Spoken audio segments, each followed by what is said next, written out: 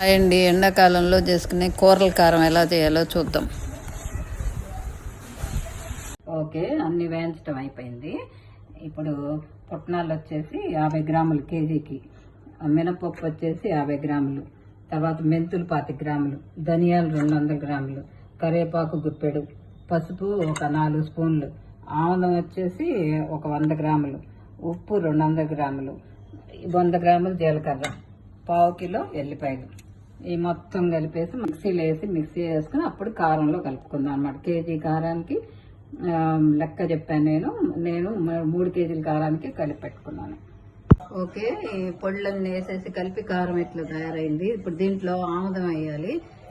కేజీకి ఒక 100 గ్రాముల చొప్పున, 200 కూడా వేసుకోవచ్చు, మన ఇష్టం, మన చూసి ఆ రంగుని బట్టి వేసుకోవచ్చు అనమాట. నేనైతే 150 గ్రామ్స్ వేస్తున్నా కేజీకి.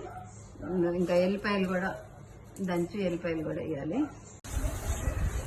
ఓకే, ఫైనల్గా కారం రెడీ అయిపోయింది.